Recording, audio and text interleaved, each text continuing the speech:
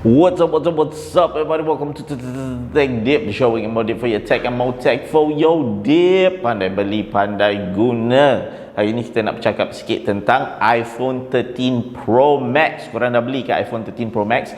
Ataupun korang berfikir tentang nak beli ke tak iPhone Pro Max? Hari tu korang dah tengok unboxing daripada Abang Dip. Nanti Abang Dip letaklah link unboxing tu kalau korang nak tengok macam mana iPhone 13 Pro Max ni, rupa dia macam mana. Then korang boleh tengoklah video tu. Seperti yang korang tahu, korang dah bersama Tech Dip lama dah. Jadi kita tak suka buat review lah tentang what can this phone do, tapi kita suka bercakap tentang siapa yang patut membeli telefon ini. Nombor satu, kalau korang nak beli iPhone Pro Max 13 ni, korang kena make sure nombor satu ialah phone ni adalah untuk orang-orang yang kaya. Jadi kalau korang tak kaya tu, mungkin tak perlu nak belilah, sebab mungkin korang tak mampu pun nak beli.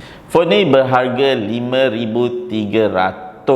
Permulaannya base model 128GB, yang aku rasa 128 tu sangat cukup baik lah. Sebenarnya dah banyak dah storage tu, but if you need more storage, then korang boleh bayar lebih lah.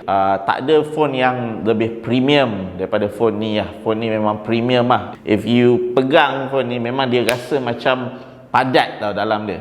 Berbeza dengan iPhone biasa, iPhone 13 biasa tu, kita boleh jugalah rasa macam ada ruang kat dalam phone tu kan.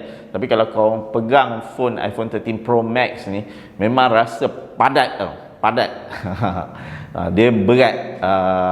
Aku compare dengan iPhone 11 Pro Max aku, iPhone 13 Pro Max ni memang berat lah. Dia jauh lebih berat. Kerana apa? Ada juga pertambahan dari segi battery life. Jadi if you're looking for good battery life, this is it, man. You're gonna get good battery life lah. Dah tak payah perlu bawa power bank ni dah. Nombor dua, phone ni adalah untuk wanita-wanita di luar sana. Nombor satu, kenapa? Sebab color dia baby blue lah, dia punya feature color. Jadi kalau korang lelaki tu tak perlulah beli baby blue, dah lama tak kena tampar ke. Tapi ada banyak pilihan colors lain. Cumanya the feature color is baby blue. Untuk perempuan yang sesuai lah, untuk perempuan yang banyak duit. Kenapa aku cakap phone ni sesuai untuk wanita? Sebab mostly kalau lelaki, you ada banyak gadget kan. Gadget kau tak terkira lah. Dekat rumah kau ada satu bilik penuh dengan gadget, dengan komputernya, dengan MacBooknya, dengan iPadnya kan. Tapi kebanyakan wanita zaman sekarang ni, dia ada satu saja device. Jadi for those of you who rock a one device life, which is nice lah sebenarnya. I mean, to be honest, kalau aku pun reflecting on my own life, kita dah terlalu banyak device. Oh, yang ni untuk guna ni, yang ni untuk guna yang ni kan. But for somebody yang looking for a one-stop solution, the one device to rule them all, then it makes sense untuk korang beli phone yang besar tau, phablet. Dah lama tak dengar kataan tu, phablet. So kalau korang beli phone yang besar, yang mahal, dan yang boleh buat semua benda, then it makes sense for those of you who use a one device life thing. Untuk 5,000 lebih, kalau korang fikir iPad campur MacBook campur apa, dah 10,000 dah kan. Jadi untuk korang spend 5,000 lebih to get a device yang memang korang guna untuk semua benda, it makes sense. Lagi satu, if you are a husband lah, korang boleh beli phone ni. Kenapa husband perlu beli phone ni? Jadi bila wife korang minta, saya nak iPhone Pro Max, then beli je, terpaksa beli lah. And the other group is the pros lah, professionals. Ada sebab lah kenapa iPhone ni dinamakan iPhone Pro, ialah untuk professionals. Jadi if you are making money out of your stuff, then you can get the iPhone Pro. Kalau korang tak boleh buat duit from your device, then sebenarnya iPhone 13 yang tak Pro tu is a good option, sebab perbezaan dia tak banyak sangat. Tapi hari ni kita akan bercakap tentang iPhone Pros. Jadi the pros will appreciate benda-benda yang ada pada telefon ini. Contohnya seperti the high refresh rate, 120Hz refresh rate. Kenapa benda ni penting? Satu, memang smooth lah, memang cantik lah gambar dia. Okey, kalau aku nak describe gambar 120Hz ni bandingan telefon biasa, dia macam ni lah. Contohnya korang ambil iPhone korang, korang ambil video 30 frame per second.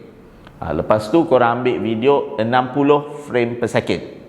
Okay, jadi nampak tak beza dia? Yang 30 frame per second ni dia cinematic shot, dia chill, dia nampak relax.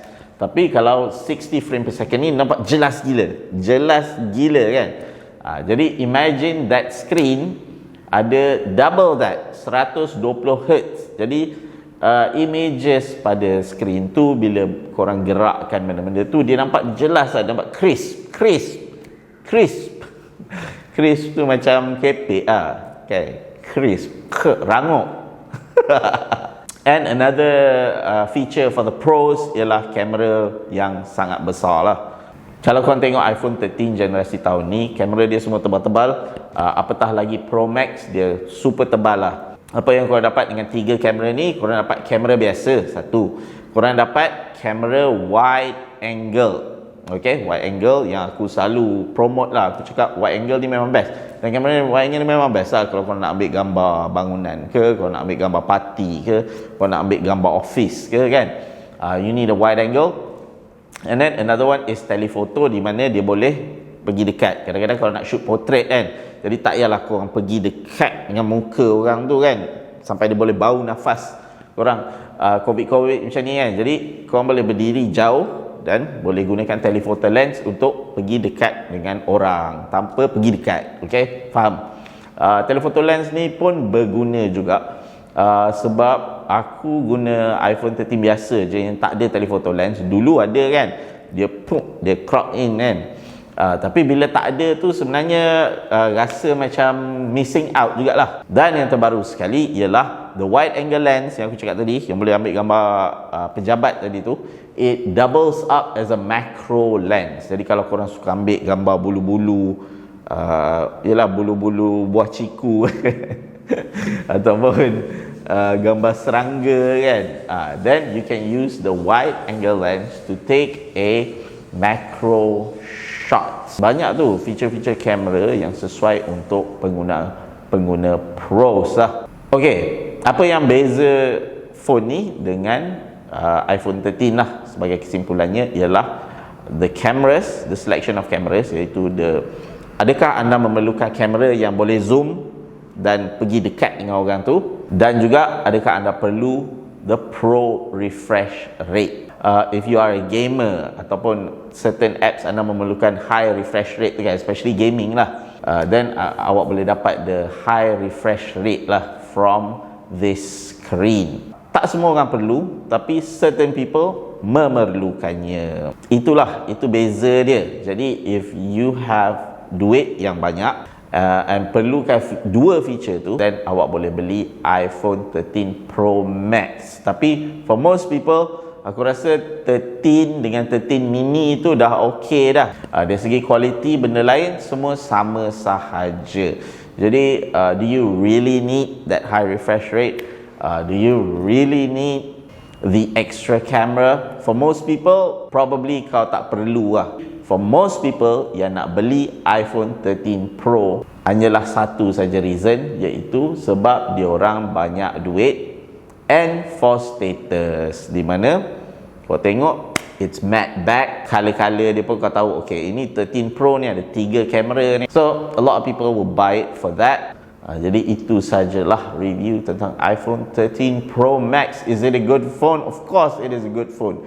Kau bayar mahal-mahal, of course it's a good phone, man. It's a good phone. The camera performance, no doubt, memang cantik. The screen, no doubt, memang cantik. The design memang cantik. Kalau kau nak beli, kau ada budget, then definitely berbaloi. Yalah, that's it. Tapi kalau kau rasa kau tak nak spend that money and you can survive without those extra features, then kau boleh saja easily kau boleh save your money and beli iPhone 13 aja atau iPhone 13 mini. Jadi thank you very much for supporting Tech Dip. Kita akan jumpa lagi di video yang akan datang. Thank you for watching. This has been Tech Dip and Apple with iPhone 13 Pro Max. Oh, lagi satu benda yang mungkin korang nak consider lah. Mungkin tahun depan ada ura-ura iPhone semua naik harga sebab exchange rate lah. Mata wang kita kejatuhan, jadi jadi harga barang-barang pun akan naik. Jadi guys, if you want to get it now, it's 5,000 lebih. Kalau untuk siapa yang cakap, "Oi, mahalnya 5,000 lebih kan?" Tapi actually sama je harga dia. Dulu 12 Pro Max, 11 Pro Max semua harga-harga tu juga. And the good thing is that this year, like this year lah, aku tengok kontrak-kontrak daripada telco kan, jauh lebih murah lah daripada last year iPhone 12 compared dengan iPhone 13 kan. You can get a good deals lah juga on telcos for this phone. Okay, that's it guys. Dah cakap that's it banyak kali. I'll see you in the next one. Peace out. Thank you.